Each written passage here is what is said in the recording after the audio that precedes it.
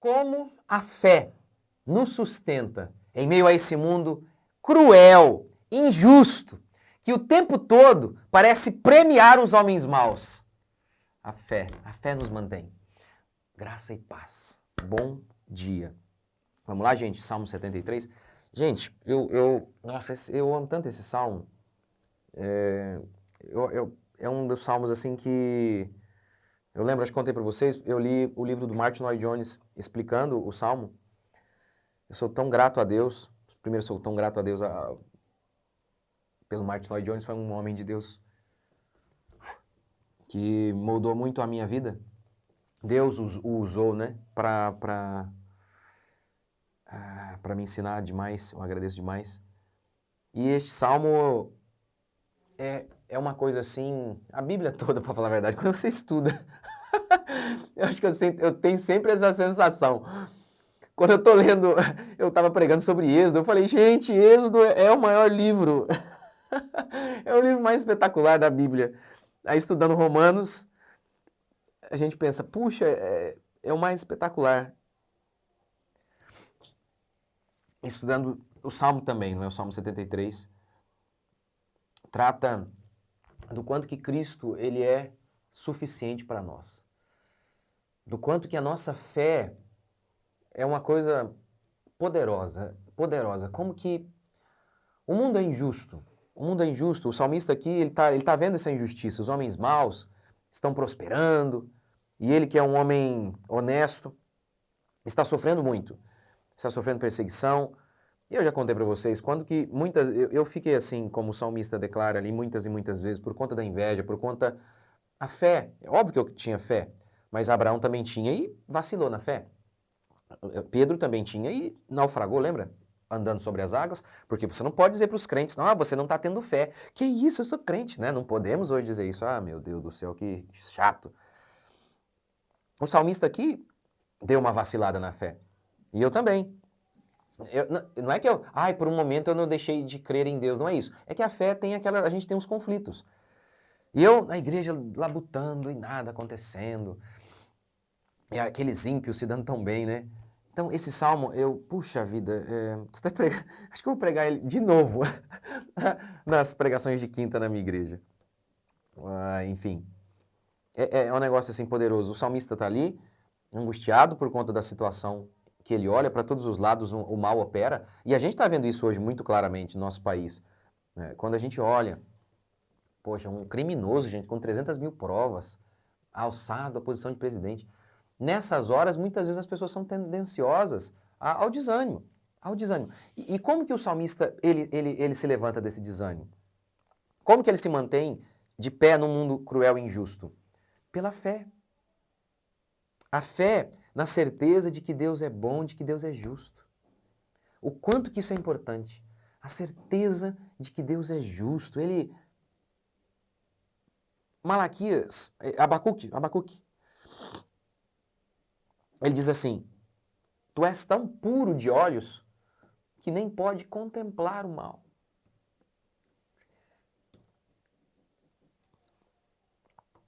Ou seja, não há injustiça em Deus. Não há injustiça. Muitas vezes nós questionamos as coisas que acontecem no mundo e às vezes até conosco. Por exemplo, uma pergunta que eu sempre ouço, né, sobre predestinação. Aí eles acham que é injusto e tal. Assista a minha série sobre predestinação. E eu digo assim, olha, a sua própria noção de justiça vem de onde? Vem de Deus. Mas a sua noção de justiça hoje está contaminada pelo pecado. Como que você pode dizer que Deus não pode fazer isso? Porque lá em Romanos, Paulo fala de maneira explícita da predestinação. Ele diz, olha, Jacó e Esaú não tinham nascido e Deus já havia predestinado. Mas e ele fez um vaso para honra e outro para desonra. E aí o texto conclui assim, mas quem és tu para reclamar com Deus, por que me fizeste assim? Quem é você para dizer? Nós não podemos dizer, ele é justo. Você quer dizer que Deus comete injustiça? Isso é uma blasfêmia, isso é um absurdo. Ah, mas o Lula não sei na onde, está no controle de Deus. Está no controle de Deus. Essa fé de que Deus é justo. Essa certeza absoluta. É isso que ele está convicto aqui. Ele fala, ó, eu estava assim, eu estava achando que Deus não estava sendo justo. Aí ele fala, verso 17, até que entrei no templo e eu vi. Eu entendi, eu falei, puxa, aí ele diz, eu estava agindo como um bruto irracional. Sempre que você está desanimado, você está achando que Deus não está agindo, você acha que há injustiça no mundo, sempre você está agindo como um bruto irracional. Sempre, sempre, sempre, sempre, sempre, sempre. Porque Deus é justo. Pedro escreve sua carta e ele diz que ele não viu dolo em Jesus. Ele não viu um pecado. Pedro é o homem que andou com Jesus, dormiu ao lado dele, comeu com ele. Pedro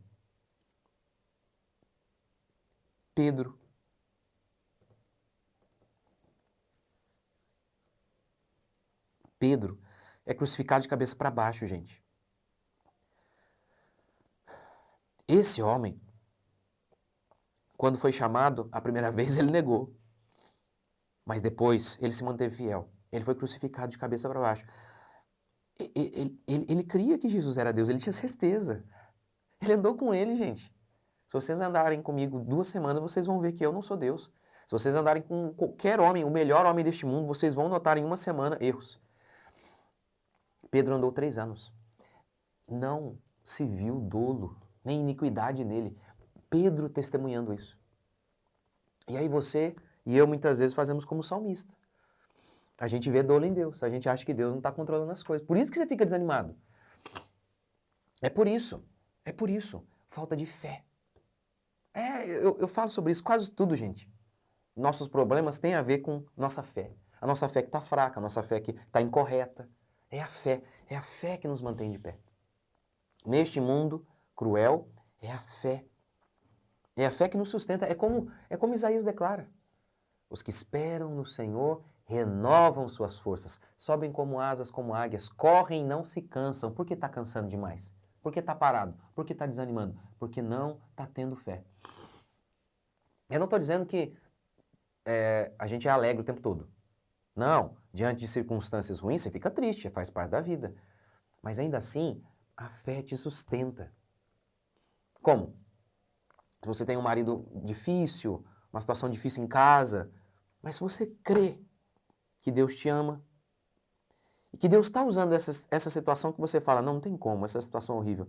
Não, tem como sim, ele faz o milagre não apenas de transformar água em vinho, mas de transformar catástrofes em algo que glorifique o nome dele e faça bem a nós. Fé. Mas se você tem essa convicção, Deus está no controle. Deus é justo, Deus me ama. Isso te mantém. A fé.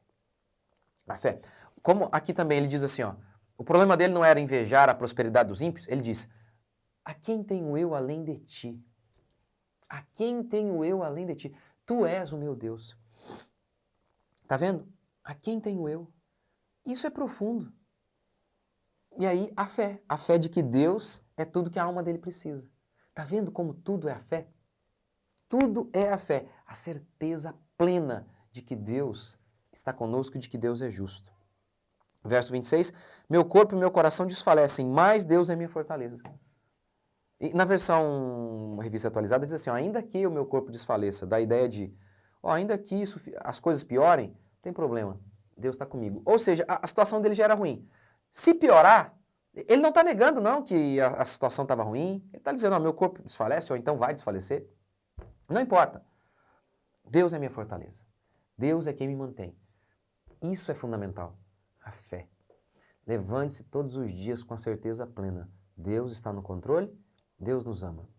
Deus está no controle, Ele tem todo o poder, Ele nos ama. Isso te mantém de pé. Vamos orar? Obrigado, Senhor, por mais um dia. Bendizemos o Teu santo nome, por tudo que o Senhor tem feito e vai fazer.